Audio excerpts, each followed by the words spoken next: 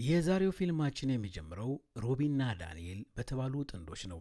በመምህርነት ስራ የሚተዳደረው ዳንኤልና በቤት ስራዎች ላይ የተሰማራችው ሮቢን ለረጅም ጊዜ ይመኙት የነበረውን እቅድ ለማሳካት በአንድ ማደጎ ድርጅት ውስጥ ተገኝተዋል። ለዓመታት ያክል እነዚህ ጥንዶች የአብራካቸውን ክፋይ መታቀፍ ምኞታቸው ቢሆንም ነገር ግን ሮቢን ባጋጠማት ተደጋጋሚ ውርጃ ምክንያት ህልማቸው እውን ሳይሆን ይቀራል። በዚህም ተስፋ ቆርጠው ከማደጎ ቤት ልጅ ለመውሰድ በሄዱበት አጋጣሚ የማደጎ ቤቱ ሰራተኛ ካቲሊያ ስለምትባል ሕፃን ትነግራቸዋለች። ምንም እንኳን በጤና እክል ይሁን በራሷ ፍላጎት ባይታወቅም ካቲሊያ ከልጅነቷ ጀምሮ ከመስማት ውጭ አንድም ቃል ተንፍሳ አታውቅም። ዝምተኛና ሁልጊዜም ቢሆን ከሌላው ተገልላ የምትቀመጥ ልጅ ነበረች። Cathelia doesn't speak. She understands speech. She's clever. She finds ways to communicate, so it's not as challenging as it sounds. ዳንኤልም ከዚህ በፊት በማደጎ የወሰዷት ጥንዶች ለምን ወደ ማሳደጊያው ድርጅት እንደመለሷት በሚጠይቅበት ሰራተኛዋ ጥንዶቹ እድሜያቸው የገፋ በመሆኑ ምክንያት ካቲሊያን መንከባከብ ከባድ ስለሆነባቸው እንደሆነ ትነግራቸዋለች። ካቲሊያ እጅግ ጥሩ ልጅ እንደሆነችና የምትፈልገው ብቸኛ ነገር የሚወዳትን ቤተሰብ ማግኘት ብቻ መሆኑን ስትነግራቸውም ቤታቸውን በልጅ ጨዋታ ለማድመቅ የጓጉት ጥንዶች ካቲሊያን ወስደው ለማሳደግ ይስማማሉ። ከጥቂት ቀናት በኋላም ዳንኤልና ሮቢን አዲሷን ልጃቸውን ሲቀበሉ ዝምተኛዋ ካቲሊያ በዝምታ መላው ቤቱን መቃኘት ትጀምራለች። ልክ እንደ ቤቷ እንዲሰማት ለማድረግ በመጣር ላይ ያሉት ጥንዶችም ክፍሏን፣ ቤቱንና የመዋኛ ገንዳውን ሊያስጎበኟት ቢሞክርም ግልጽ ባልሆነ ምክንያት ካቲሊያ የመዋኛ ገንዳውን ልትወደው አልቻለችም። ሮቢንም በኩሽና ውስጥ ምግባቸውን በማብሰል ላይ ሳለች በሚርበተበት ድምፅ የደወለችላት እናቷ የካቲሊያ እናት እርሷን ብቻ አስቀርታ መላው ቤተሰቦቿን እንደገደለቻቸው ኦንላይን ላይ እንደተመለከተች ትነግራታለች። በዚህ ምክንያት የእናቷን የአእምሮ እክል ከወረሰች ካቲሊያ ለእነርሱ አደጋ ልትሆን እንደምትችል ብታስጠነቅቃትም ሮቢን ግን አስቀድማ ስለዚህ ነገር እንደምታውቅና ይህ ሁሉ የካቲሊያ ጥፋት አለመሆኑን ትነግራታለች። ለራሷ በስንት መከራ ውስጥ ያለፈች ልጅ በመሆኗ እናቷ ባልሆነ ሰበብ መጨነቅ እንድታቆም ነግራት ስልኩን ከዘጋችው በኋላ ሮቢን እንግዳ የሆነ ነገር ታስተውላለች። ለዓይን ያጓጓ የነበረው ፍራፍሬዎች ከመበላሸታቸውም በላይ ለምሳቸው ያዘጋጀችው ሳንዶችም አሁን በአሁን ሻግቶ ታገኘዋለች። በዚህ ግራ የተጋባው ዳንኤልም ምናልባት ፍሪጁ ተበላሽቶ ይሆናል በማለት ቢያስብም ፍሪጁ አንዳችን ብልሽት እንዳላጋጠመውና በውስጡ ያሉት እያንዳንዱ ምግቦች መበላሸታቸውን ይመለከታል። በኋላም ሮቢን ካቲሊያን ለማጠብ በምትዘጋጅበት ወቅት የልቧን አውጥታ ማውራት ብትጀምርም ካቲሊያ ግን ልክ ከግድግዳ ጋር የምታወራ ያክል ደርቃ ትመለከታታለች።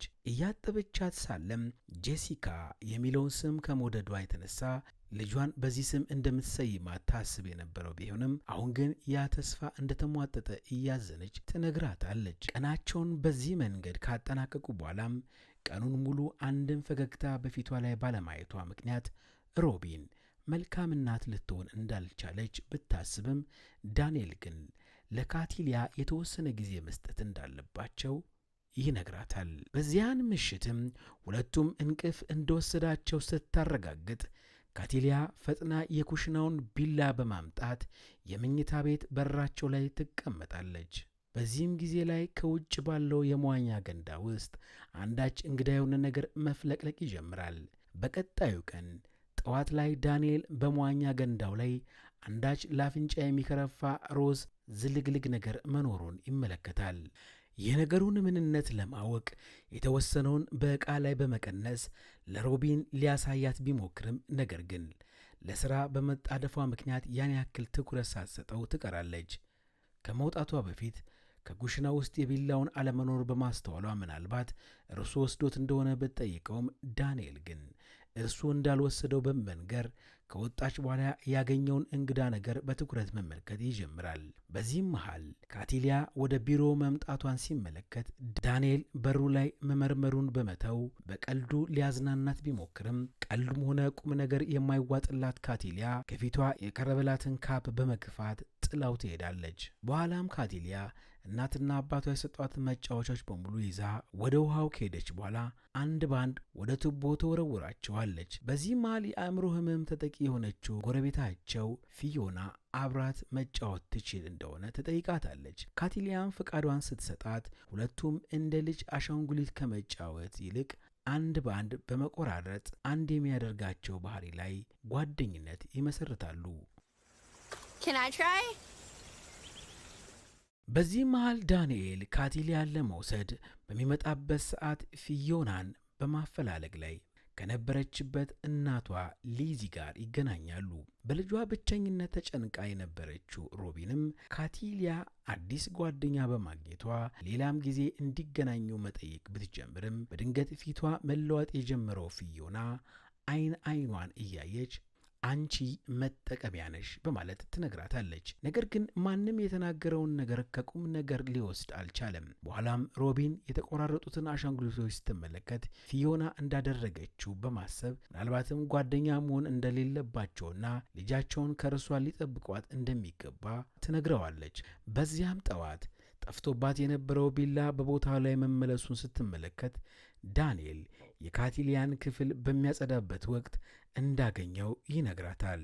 ምንም እንኳን ቢላው በእርሷ ክፍል ውስጥ በመገኘቱ ብትገረምም አሁን ነገሩን እንደ ቀልድ ችላ በማለት ታልፈዋለች። በዚያም ምሽት አርፋ መተኛት የማትችለው ካቲሊያ ከዳንኤል ቢሮ ድሪልና መጋዝ በመውሰድ የውሃው ገንዳ ጋር ቆማ እንመለከታለን። ቀናት ባለፉም ቁጥር ልቧ በሽብር የተሞላ የመጣው ሮቢን የሆነ ሰው በድብቅ እየተመለከታት ያለ ያክል እንደሚሰማትና ይህ ስሜት የጀመረው ካቲሊያ ከመጣች በኋላ እንደሆነ ለባሏ ትነግረዋለች። ሚስቱን ለማረጋጋት ያሰበው ዳንኤልም ይህ ስሜት ሊሰማት የቻለው በሕይወታቸው አዲስ ምዕራፍን በመጀመራቸው ነገሮችን ለመላመድ እየሞከረች በመሆኑ እንደሆነና ምናልባትም ለካቲሊያ ዌልካም ፓርቲ ቢያዘጋጁላት ቀለል ሊላት እንደሚችል ይነግራታል።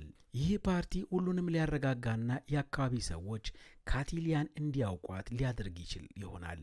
ነገር ግን በዚያን ምሽት አንዳች እንግዳ የሆነ ነገር ይፈጠራል። በመዋኛ ገንዳ ውስጥ አንዳች መንፈሳዊ ኃይል ያለ ይመስል ቤቱ ላይ ያፈጥባት ይጀምሯል። በድንገትም የወፍ ጎጆ በሻጋታ በመሞላቱ ምክንያት በውስጡ ያሉት ወፎች ሕይወታቸው ያልፋል። ቀጣዩም ቀን ጠዋት ካቲሊያ በፓርቲው ላይ ከመጡት ልጆች በአንዳቸውም ጋር ለማውራት ፈቃደኛ ባትሆንም ሮቢ ግን ለሁሉም ታስተዋውቃታል። የሰው ዘር የሚባል ነገር የማትወደው ካቲሊያ እያንዳንዱን የሰዎች ድምፅ በሰማች ቁጥር ውስጧ በመረበሹ ምክንያት በዙሪያ ያሉት ምግቦች በሙሉ መበላሸት ይጀምራሉ። ከዚያም አንዲት ልጅ በድፍረት ወደ እርሷ በመምጣት እናቷ የራሷን ቤተሰብ ስለ መግደሏ ስታነሳባት ካቲሊያ አራስ ነብር በመሆን እላይዋ ላይ ትከመርባታለች። በዚያን ምሽት ነገሮች የታከቷት ካቲሊያ ቦርሷን ይዛ በመካከላቸው ለማምለጥ ብትሞክርም ነገር ግን አንዳች የማይታይ ኃይል ራሷን እንድትስት በማድረግ ከቤት እንዳትወጣ ያደርጋታል። በዚህ ሁሉ መሃል የመዋኛ ገንዳቸው በዚያ ሮዝ ዝልግልግ ነገር መሙላቱን ያላወቁት ዳንኤልና የቀኑን ድካም ለማላቀቅ ራሳቸውን ማዝናናታቸውን ይቀጥላሉ። ወደ ቤታቸው ሲገቡም ካቲሊያ መጥፋቷን በመረዳታቸው በድንጋጤ ሲፈልጓት ከቆዩ በኋላ ዳንኤል ራሷን ስታ ያገኛታል። ዳንኤል ሊቀሰቅሳት በሚሞክርበት ሰዓት ካቲሊያ በሐሳብ ወደ ኋላ በመሄድ አባቷ ክፉ መንፈስ ተጠናውቷት ከነበረው እናቷ ሊያድናት እየሞከረ የነበረው ጊዜ ታስታውሳለች። በቀጣዩ ቀን ፍርሃት እንዳይሰማት ሲል ሌሊቱን በሙሉ አብሯት እንዳሳለፈ ትመለከታለች። ትንሽ ቆይቶም ፊዮና ወደ ቤታቸው ስትመጣ ምንም እንኳን ካቲሊያ መጥፎ ምሽት በማሳለፏ ምክንያት አብረው ሳሉም ካቲሊያ ልታመልጥ ብትሞክርም አሁን ግን በዚህ ታሽጋ እንደቀረች ትነግራታለች። ዳንኤልም ወደ ክፍሏ ሲመጣ ፊዮና ጭራቆቹ እየቀረቡ መሆናቸውን ብትነግረውም ነገሩን እንደ ልጅ ጨዋታ የወሰደው ዳንኤል ጭራቅ የሚባል ነገር እንደሌለና ሊጎዳትም እንደማይችል ይነግራታል። ፊዮና ግን እየሳቀች እንደተሳሳተ ትነግረዋለች። ጨዋታቸውን እንዲቀጥሉ ጥሏቸው ከሄደ በኋላም ፊዮና አይኖቿን በመጨፈን አንዳች ነገር ካሰበች በኋላ ከዚህ በፊት ጭራቅ አይታ እንደማታውቅና ቤተሰቦቿንም ሊጎዳባት እንደሞከረ ትነግራታለች።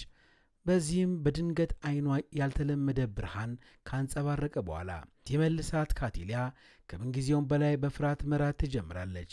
በኋላም ሮቢንና የካቲሊን ክፍል በማጽዳት ላይ ሳለች የዳንኤልን መሳሪያ በማግኘታቸው ከዚህ በፊት ከደረሱባት ቁስሎች እንዳላገገመችና በዚህም ሳቢያ የስነ ልቦና ሐኪም ጋር ሊወስዷት እንደሚገባ ይስማማሉ።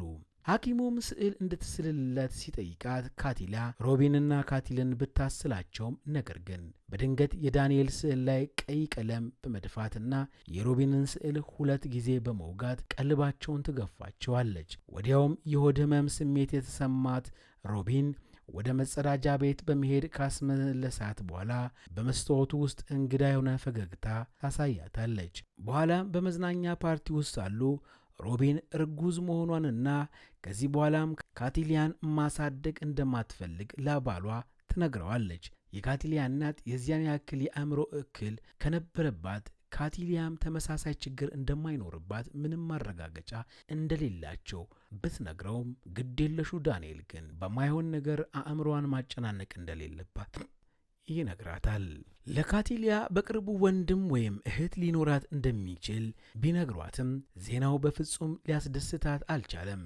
በቀጣዩም ቀን ጠዋት ላይ ሮቢን ተኝታ ሳለ ዳንኤል ቡና ለመጠጣት ይወጣል።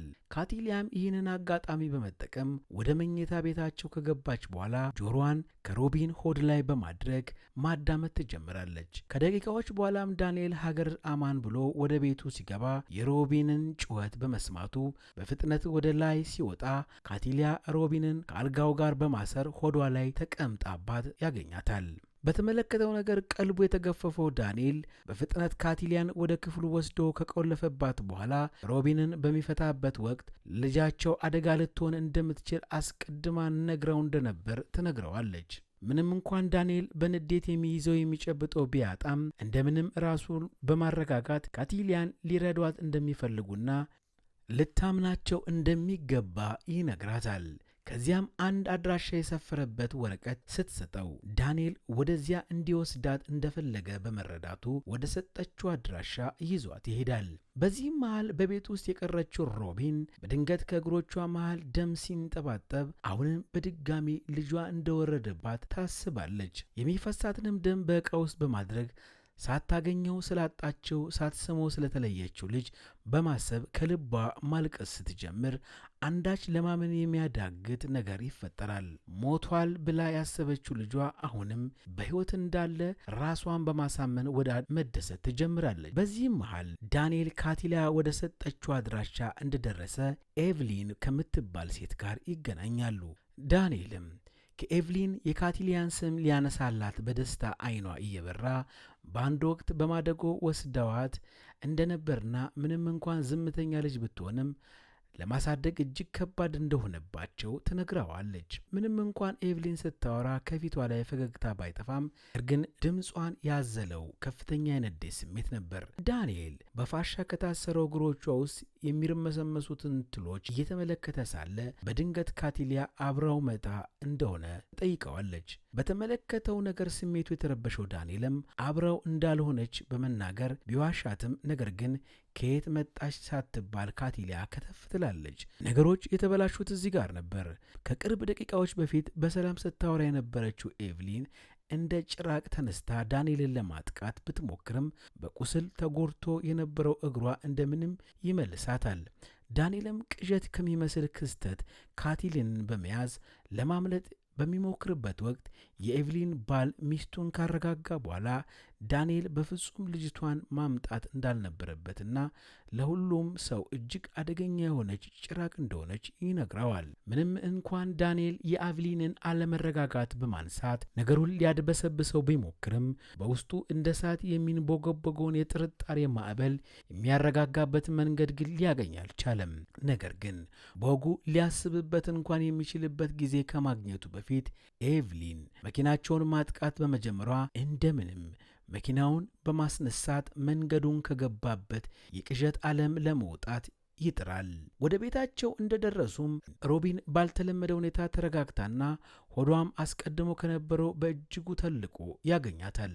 በዝምታም ካቀፈችው በኋላ ለረጅም ጊዜ ሲመኙት የነበረው ጊዜ መድረሱን ትነግረዋለች። በሚቀጥለው ቀንም ጠዋት ሮቢን ወደ ዶክተሯ በመሄድ አንድ ያጣችውን ጽንስ የያዘና አንድ ደግሞ ሕዋሱን የያዘ ጃር ትሰጣታለች። ልጇ በሕይወት እንዳለች ልትወልዳትም እንደሆነና ሴት መሆኗን እርግጠኛ እንደሆነች ለሐኪሟ ስትነግራትም ስለ ሮቢን የአእምሮ ሁኔታ መጠራጠር የጀመረችው ሐኪሟ በዚህ አይነት ሁኔታ ልጇ የምትተርፍበት መንገድ ዝቅተኛ በመሆኑ ነገር ግን ሮቢን ልጄ አሁንም ሆዴ ውስጥ ናት የሚለውን ሐሳቧን መተው አልቻለችም።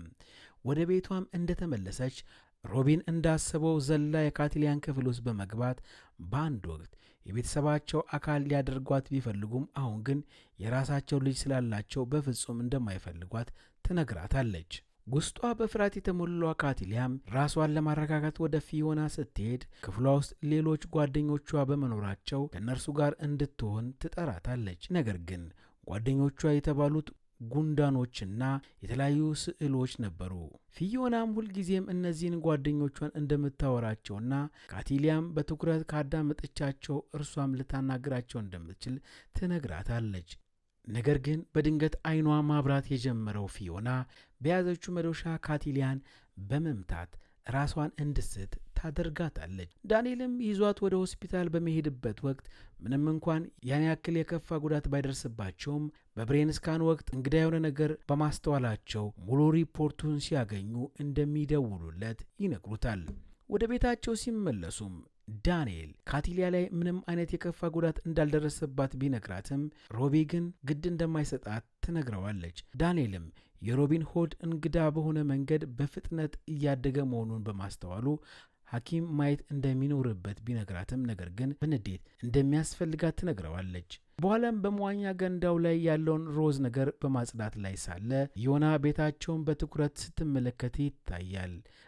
እርሷ ከሄደች በኋላም ያገኘውን አስፈሪ ባለ ሁለት ጭንቅላት በመመልከት ላይ ሳለም ሐኪሞቹ በመደወላቸው ወደ ሮቢን በመሄድ በካቲሊያ ጭንቅላት ውስጥ የሆነ ነገር ማግኘታቸውን ይነግራታል። ዳንኤልም ከሮቢን ምላሽ በማጣቱ ጥሏት ቢሄድም በደም በተጨመላለቀው አልጋዋ ውስጥ ሌላ ጽንስ በእጇ የያዘችው ሮቢን አሁንም ልጇ በሕይወት እንዳለ መናገሯን ትቀጥላለች። ዳንኤልም ቫኒሺንግ ቲዊንግ ሲንድረም የተሰኘ ያልተለመደ በሽታ ተጠቂ እንደሆነች ይነግራቸዋል። ካቲሊያ ስትጸነስ መንታ የነበራት ቢሆንም የመንታዋ ሰውነት ባለመዳበሩ ምክንያት በካቲሊያ አእምሮ ውስጥ እንደተሸሸገችና ካቲሊያ የማትናገርበትን ምክንያት ይኸው እንደሆነ ይነግራቸዋል። ይህንንም መርዶ አይሉት የምስራች ከሰማ በኋላም ዳንኤል ወደ አንድ ሬስቶራንት ምግብ ለመብላት ይወስዳታል። በሬስቶራንት ውስጥም ሳሉም ራሷን ለመውጋት በማሰብ ቢላውን ብታነሳውም በድንገት ሐሳቧን በመቀየር ታወራቸዋለች። በሬስቶራንት ውስጥ ሳሉም ካቲሊያ ራሷን ለመውጋት በማሰብ ቢላውን ብታነሳውም በድንገት ሐሳቧን በመቀየር ታወራቸዋለች። ወደ ቤታቸውም ካመሩም በኋላ ዳንኤል በመኪና ውስጥ እንድትጠብቀው ይነግራታል። ወደ ቤቱ ሲገባም በሰላም ትቷት የወጣው ሚስቱ በደም ተጨማልቃ ያገኛታል። ወደ ቤታቸው ካመሩም በኋላ ሮቢን ካቲሊያን ስታያት ልታሳየው የምትችለው ባህሪ በመፍራት አንድ ሐሙስ የቀራት መስላ ያገኛታል። ሮቢንም ልጇን ልትመልስ እንደሆነ በመንገር ወደ መታጠቢያ ገንዳ በመግባት ለሰዓታት በኃይል ስታምት ከቆየች በኋላ በሚያሳዝን መልኩ አካሉ የተበላሸ ሕይወት አልባ ሕፃን ትገላገል። ሕይወት የሲኦል ያክል የጨከነችበት ዳንኤል ምን ማድረግ እንዳለበት ባለማወቁ በፍጥነት ወደ መኪናው ቢያመራም ባለሁለት ጭንቅላቱን አሻንጉሊት የያዘችው ካቲሊያ እውነታውን በሙሉ የምታውቀው ፊዮና መሆኗን እርሷን እንዲያወራት ትነግረዋለች። አማራጭ ያጣው ዳንኤል ወደ ፊዮና ቤት እንደደረሰ እናቷ ሉዚ እንግዳ የሆነ ነገር ልታስተውልባት እንደቻለች ትነግራቸዋለች። በንግግራቸው መሃል ፊዮና በመቀላቀል ካቲሊያ ከሌላ ፓራሳይት ጋር እየኖረች እንደሆነና ከዚህ በፊት ራሷን ትጎዳ የነበረው ይህንን እንዲያውቅ እንደሆነ ትነግረዋለች። ምናልባትም የሚፈልግ ከሆነ ይህንን አካል ልታናግርለት እንደምትችል ስትነግረውም አማራጭ ያጣው ዳንኤል በሐሳቧ ይስማማል። ከዚያም ወደ ጠባቧ ክፍላቸው በመግባት ሊዚ ፊዮናን አይኗን ከሸፈነቻት በኋላ የካቲሊያን ፓራሳይት ለማናገር መመሰጥ ትጀምራለች። ፊዮናም ፓራሳይቱን ማናገር ስትጀምር አንድ ያላደገ ጽንስ በካቲሊያ የአእምሮ ውስጥ መምጣት ይጀምራል። ፊልሙም ይህንን አካል ልክ ዓለምን መቀላቀል እንደምትፈልግ ሱፐርናቹራል አካል አድርጎ ያስላታል። ይህችም አካል የካቲሊያ መንታ ነበረች። የራሷ የሆነ ህይወት ባለማግኘቷ ምክንያት ውስጧ በንዴት በመሙላቱ በህይወት ለመቆየት ስትል ፓራሳይት የምትሆንባቸው አካላትን ስትፈልግ ቆይታለች። በመጀመሪያ እናቷን፣ ከዚያም የኤቭሊን፣ አሁን ደግሞ ሮቢን ለምን እነዚህን ሁሉ ጽንሶች ስትወልድ እንደነበር ግልጽ ሆኗል። ምንም ያክል ሊያጠፋት ቢሞክሩም ነገር ግን ለማቆም ፈቃደኛ አልነበረችም። አሁን ሮቢንን ለማዳን ያላቸው ብቸኛ መፍትሄ ይህንን መንታ ማስወገድ ሲሆን ነገር ግን ትክክለኛ መገኛዋ በሮቢን ሰውነት ውስጥ ሳይሆን በካቲሊያ አእምሮ ውስጥ ነበር። ዳንኤል እስከ ዛሬ ድረስ ከነዚህ አይነት አካል ጋር ሲኖር እንደነበር ለማመን አልቻለም። በዚህም መሃል ከዚህ በፊት ስለ ሮቢን ስትጨነቅ የነበረችው ዶክተሯ ሮቢንን ለመርዳት ወደ ቤቷ ትመጣለች።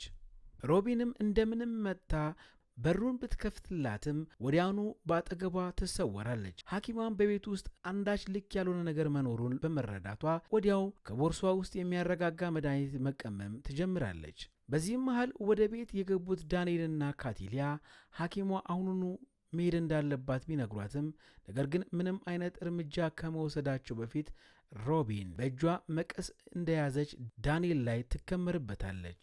አእምሯን የሳተችው ሮቢን ዳንኤልን በመልቀቅ ወደ ካቲሊያ ከዞረች በኋላ እየጎተተች በመዋኛ ገንዳቸው ውስጥ ወዳለው ዝልግልግ ነገር ውስጥ ትጨምራታለች። በውሃ ገንዳ ውስጥ በመታገል ላይ ሳሉም ጎረቤታቸው ሊዚ በአሳቻ ሰዓት ላይ በመድረስ ትታደጋታለች። በንዴት ያበደችው ካቲሊያ ወዲያውኑ ወደ ሮቢን በመሄድ በሆዷ ውስጥ ያለውን ጽንስ ለመደብደብ ብትሞክርም ሊዚና ፊዮና እንደምንም በማስቆም ትክክለኛው አካል ያለው በእርሷ ውስጥ እንጂ በሮቢን ውስጥ እንዳልሆነ ይነግሯታል። በዚህም መሃል ሊዚ በደም የተጨማለቀውን ዳንኤልን ለመርዳት ብትሞክርም ሮቢን ከየት መጣች ሳትባል መታ ትጥላታለች። ፊዮናና ካቲሊም ባላቸው አቅም ዳንኤልን ለማስመለስ ቢጥሩም ሙሉ በሙሉ በመንፈሱ ቁጥጥር ስር የሆነችው ሮቢን በሩን ሰብራ ለመግባት ትጥራለች። በዚህ መሃል ፊዮና የመጨረሻውን መፍትሄ ለዳንኤል ታቀርብለታለች። በዚህ ሁኔታ ለመትረፍ የሚችሉት ከካቲሊያ አእምሮ ውስጥ ይህንን አካል ማውጣት ሲችሉ ብቻ እንደሆነ ስትነግራቸው አማራጭ ያጣው ዳንኤል ድሪሉን በማንሳት የካቲሊያን ጭንቅላት እንደ ግድግዳ መቆፈር ይጀምራል። ወዲያውኑም ለአይን የምትቀፈውና ጭራቅ የመሰለችው ፓራሳይት ከካቲሊያ ጭንቅላት ውስጥ በመውጣት በዙሪያቸው መንጎማለል ትጀምራለች። ከዚያም ለዘመናት ስታሰቃያት የነበረችውን ባላንጧን ፊት ለፊቷ በማግኘቷ ካቲሊያ ፓራሳይቷን ስትገድላት ሮቢንም ቀስ በቀስ ወደ ቀልቧ መመለስ ትጀምራለች። ፊልማችንም ፍጻሜውን እዚህ ጋር ያደርጋል። ይህ ፊልም ብዙ ያልተመለሱ ጥያቄዎችን በተመልካቾች ልቦና ውስጥ ቢጨምርም ነገር ግን በብዙ ዘንድ ተወዳጅነት ሊያገኝ ችሏል። ተመልካቾቻችን እንግዲህ አብራችሁን ስለነበራችሁና ስለተመለከታችሁን ከልብ እናመሰግናለን። ሰብስክራይብ በማድረግ ቤተሰብ ይሁኑ። መልካም ጊዜ